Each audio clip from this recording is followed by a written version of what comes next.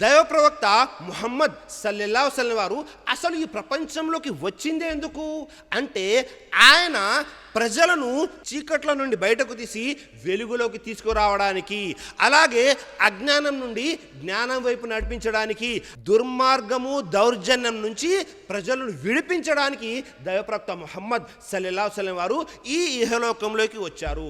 ఎప్పుడైతే దైవప్రవక్త ముహమ్మద్ సల్లల్లాహు అలైహి వసల్లం వారు ఉద్భవించారో అప్పుడు మక్కా ప్రజల యొక్క ఆలోచన శైలి ఎలా ఉండేది అంటే వారిలో ఒక విషయం ఎక్కువగా నానుతూ ఉండేది. ఉన్సుర్ అఖాక జాలిమన్ ఔ మజ్లూమా, మీ సోదరుడు ఎవరైతే హింసకు పాల్పడినా హింసకు గురైనా సరే మీరు అన్ని విధాలుగా అతనికే సహాయం చేయండి. అంటే అరబ్బుల్లో ఉన్నటువంటి ఆలోచన ఏమిటి అంటే ఒకవేళ మీ స్నేహితుడు కానీ మీ సోదరుడు కానీ ఒకవేళ మీ కుటుంబ సభ్యుడు కానీ మీ వంశానికి సంబంధించిన వాడు కానీ ఎవరి మీదైనా దౌర్జన్యం చేస్తూ ఉన్నాడు, ఎట్టి పరిస్థితుల్లో కూడా మీరు అతనికే సహాయం చేయండి. అతను వేరేవారిని కొడుతున్నారా, మీరు వెళ్ళి కొట్టండి. అతను వేరేవారిని దూషిస్తున్నాడా, మీరు వెళ్ళి దూషించండి అని ఈ విధంగానే చెప్పారు. ఒక్కసారి పరిశీలన చేశామనుకోండి, మన సమాజంలో కూడా అనేక మంది ఇదే విధంగా ఉంటారు. వారేం తెలియజేస్తుంటారు అంటే సమాజంలో ఏదైనా ఇరు వర్గాలకి ఏదైనా చిన్న భేదాభిప్రాయం వచ్చింది, అప్పుడు ఏం చేస్తారు అంటే ఇతను నా కమ్యూనిటీకి చెందినటువంటి వ్యక్తి అండి, నేను ఇతనికే సపోర్ట్ ఇస్తాను, నేను ఇతనికే సహాయం చేస్తాను.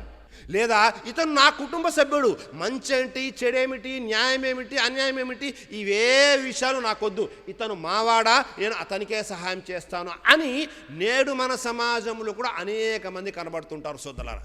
కానీ ప్రవక్త ముహమ్మద్ సల్లల్లాహు అలైహి వసల్లం వారు వచ్చారు, వచ్చి ప్రవక్త ముహమ్మద్ సల్లల్లాహు అలైహి వసల్లం వారు కూడా ఇదే విషయాన్ని తెలియజేశారు. ఏమని తెలియజేశారు ఈ విషయంలో అంటే ఉన్సుర్ అఖాక జాలిమన్ ఔ మజ్లూమా, ప్రవక్త వారు కూడా అదే నినాదాన్ని తెలియజేశారు. సహాబాలు అడిగారు, అదేంటి ప్రవక్త, మేము అజ్ఞాన కాలంలో ఇలా ఉండేవారం కదా, మరి ఇప్పుడేమో మీరు మీ సోదరుడు దౌర్జన్యం చేసినా లేదా పీడితుడుగా ఉన్నా మీరు సహాయం చేయమంటున్నారు, ఈ విషయం మాకు అర్థం కావటం లేదు. ఒకవేళ పీడితుడిగా ఉండి అంటే వేరేవారు దౌర్జన్యం చేస్తుంటే అప్పుడు అతనికి సహాయం చేయడం అనేది అర్థమవుతుంది. ఒకవేళ మా కుటుంబ సభ్యుడు కానీ మా తెగ సభ్యుడు కానీ వేరే వారిపై దౌర్జన్యం చేసినప్పుడు మేము అతనికి ఎలా సహాయం చేయాలి అంటే ప్రవక్త ముహమ్మద్ సల్లల్లాహు అలైహి వసల్లం తెలియజేశారు, ఒకవేళ పీడితుడైతే మీకు సహాయం చేయడం ఎలాగో తెలుసు, ఒకవేళ దౌర్జన్యం చేస్తుంటే మీరు అతని చేతుల్ని ఆ దౌర్జన్యం నుండి ఆపాలి, ఇది మీరు అతనికి చేసే సహాయం. సుబ్హానల్లాహ్. చూడండి, ప్రవక్త వారు ఆ నినాదాన్ని మార్చలేదు కానీ దాని యొక్క వివరణని పూర్తిగా మార్చివేశారు. అంటే మన కళ్ళ ముందు దౌర్జన్యం జరుగుతుంది, దౌర్జన్యం చేస్తున్నటువంటి వ్యక్తి మనకు తెలిసినటువంటి వ్యక్తి, మన కుటుంబ సభ్యుడైతే మనము అతన్ని ఆ దౌర్జన్యం నుండి ఆపాలి సోదరులారా. ఒకవేళ పీడితుడైతే అతనికి మనము సహాయం చేయాలి. ఎంత పెద్ద విషయము, ఎంత గొప్ప విషయము దైవప్రవక్త ముహమ్మద్ సల్లల్లాహు అలైహి వసల్లం వారు తెలియజేశారు. ఒక్కసారి ఆలోచన చేయండి. కాబట్టి జీవితంలో ఎప్పుడూ కూడా మీరు వేరే వారిపై దౌర్జన్యం చేయమాకండి. ఒకవేళ దౌర్జన్య పరులుంటే వారిని సమర్థించమాకండి, ఒకవేళ దౌర్జన్య పరులుంటే వారికి సహాయం చేయమాకండి. జీవితంలో దౌర్జన్య పరులుంటే వారితో కలిసి మీరు కూడా దౌర్జన్యం చేయమాకండి.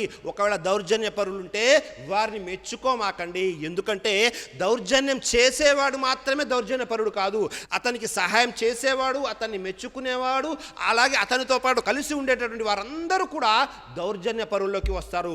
ఒకవేళ అల్లాహ్ వైపు నుంచి శిక్ష వచ్చింది అంటే వీళ్ళందరిపై పడుతుంది సోదరులారా. అందుకే సృష్టికర్త అయిన అల్లాహ్ ఖురాన్ గ్రంథంలో ఈ విధంగా తెలియజేస్తున్నాడు. సూరే హూద్ 113వ వాక్యంలో వలా తర్కను ఇల్లల్లజీన జలము ఫతమస్సకుమున్నార్.